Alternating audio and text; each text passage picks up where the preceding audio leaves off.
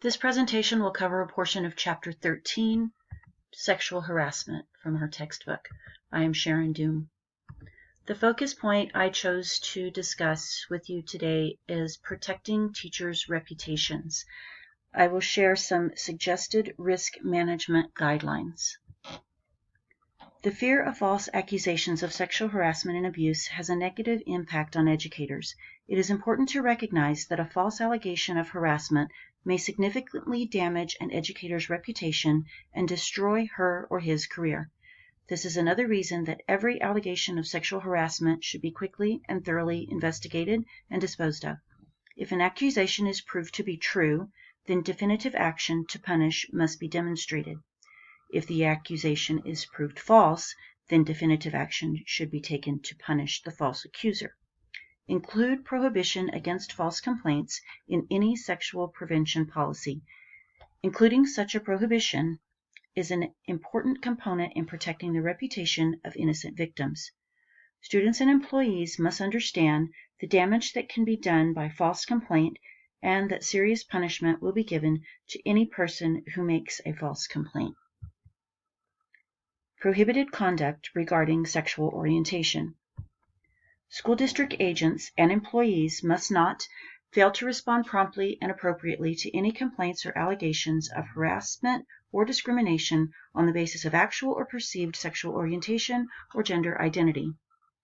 They must not knowingly engage in, sanction, or allow harassing conduct on the basis of actual or perceived sexual orientation or gender identity. They must not retaliate against or take any actions that have the impact of adversely affecting any student or employee because that student or employee has made allegations, filed, or participated in a complaint with the district or any federal, state, local, or non-governmental entity concerning harassment or discrimination on the basis of actual or perceived sexual orientation or gender identity. They must not coerce a student to enroll in alternative education or independent study programs because she or he has complained of harassment or discrimination on the basis of actual or perceived sexual orientation or gender identity. Policy development. The clearest way that a school district can demonstrate that it takes sexual harassment prevention seriously is to have a comprehensive board-adopted policy regarding sexual harassment prevention. However, individual building principals must affirmatively enforce such a policy. A formal policy provides a structure under which everyone in the school can understand her or his individual rights and responsibilities. Furthermore, having such a policy will help prevent sexual harassment, will provide guidance in how to respond to incidents of sexual harassment, and will provide some protection from liability in the event of a lawsuit. This policy should be written in non-lawyer language that is user-friendly and should include a separate section for staff and a separate section for students. In developing, implementing, and enforcing a policy, remember that a school will be held to be liable for hostile environment sexual harassment by its employee if the employee acted with apparent authority or was aided in carrying out sexual harassment by her or his position of authority within the institution.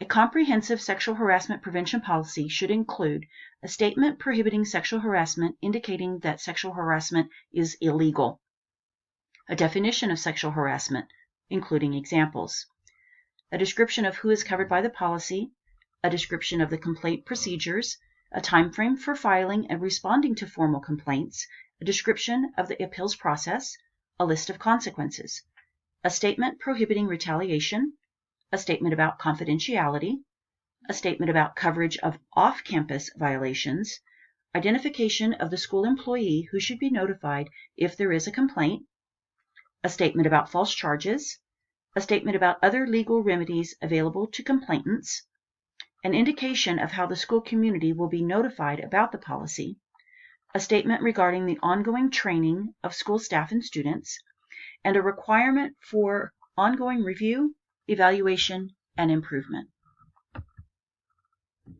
Policy implementation and enforcement. Ensure that administrators are thoroughly familiar with the policy. Include a copy of the policy in faculty and staff handbooks.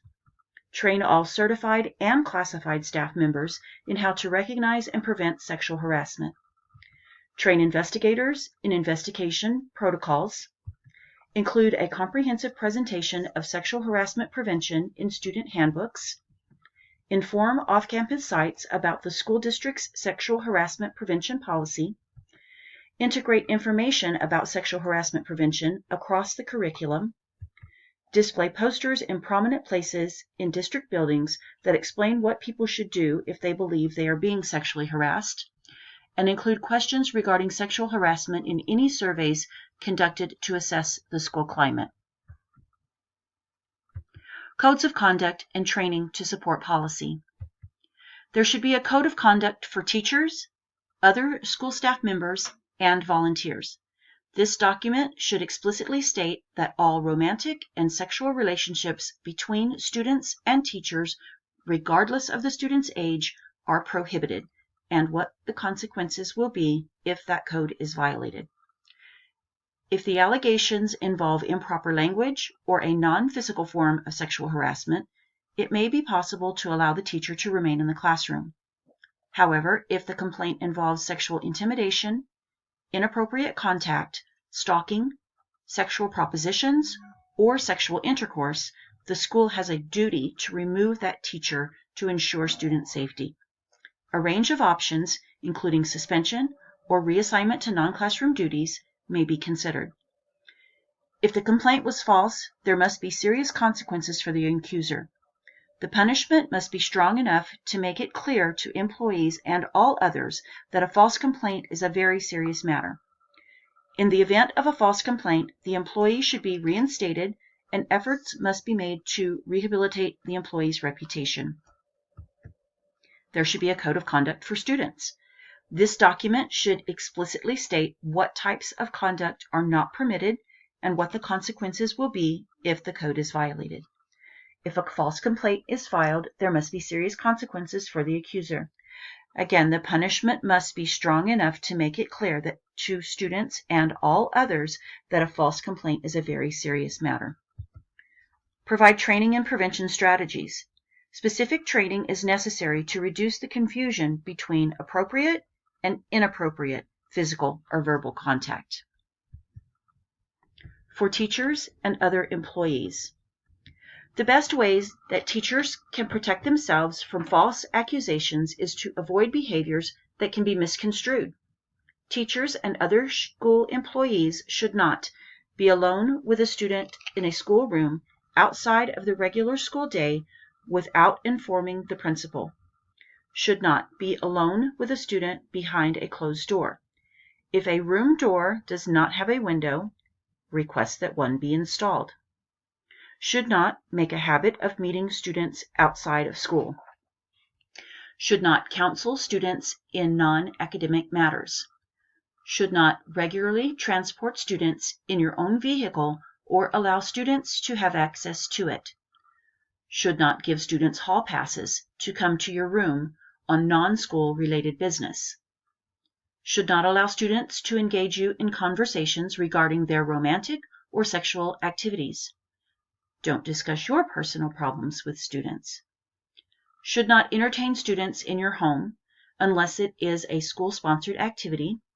Should not make sexual comments about their bodies, tell sexual jokes, or share sexually oriented material with students. Should not put your hands on a student in a manner that a reasonable person could interpret as inappropriate. Cautions. Don't assume that otherwise good teachers will not harm children. Don't assume that only certain types of students engage in sexual harassment. Don't assume that only certain types of students can be victims of sexual harassment. Don't confuse sexual harassment with flirting or giving someone a compliment. Don't assume that sexual harassment did not take place if there are no witnesses. Don't assume that sexual harassment is an isolated incident. You have an affirmative duty to protect students and employees from potential harm, to ensure that no retaliation is taken against a person who reports abuse, to promptly investigate all complaints, to report the suspected abuse to the appropriate state agency if required, to report the suspected abuse or complaint of the abuse to the appropriate school district person, to document the investigation process, to evaluate circumstances in the case of an unsubstantiated complaint to determine if any actions could be misconstrued and eliminate these actions, to provide ongoing education about sexual harassment by reminding all staff members of the importance of appropriate behavior, by reminding all staff members of the state statutes and school district policy, by reminding all students that no one has the right to touch them in a sexual manner, by reminding all students how to complain if they believe they have been touched inappropriately, and by reminding all students that if they have any concerns or questions, they are strongly encouraged to talk to the principal. Compliance. School principals have an affirmative duty to ensure and enforce compliance in accord with school district policy and procedures. To ensure that your procedures are prompt and equitable, the school district should be sure that one employee is delegated to coordinate the school district's efforts to comply with and carry out its Title IX responsibilities, that one district office employee is designated to be responsible for coordinating the compliance activities at each school, that the policy and procedures are widely publicized to all students, parents, and employees, that policy and procedures are written in language appropriate to the age of the school's students, that all students and employees are notified of the name, office address, and telephone number of the employee responsible for receiving complaints, that all complaints are taken seriously and are promptly investigated, that the investigation is conducted by an impartial investigator, that the investigation is conducted by a trained investigator, that the due process rights of students and employees charged with sexual harassment are protected, that the investigation is completed in a timely manner, that all parties are told of the outcome of the investigation, that accurate records are kept to ensure that the school can and will identify and resolve recurring problems and the problem of repeat offenders, and that training is instituted to prevent reoccurrence of any harassment. Additional considerations. Administrators are not required to purge their school of peer harassment. Schools are not required to suspend or expel a student accused of harassment, nor are administrators required to take any particular disciplinary action in response to harassment charges. Victims of peer harassment do not have a right under Title IX to make any particular remedial demands. Courts should not second-guess the disciplinary decisions made by school administrators. Schools are not liable for sexual harassment of their students, but only for their own acts of deliberate indifference. Administrators should not be considered deliberately indifferent to peer harassment unless their response is clearly unreasonable. Schools are not required to take disciplinary action that would expose them to constitutional or statutory claims.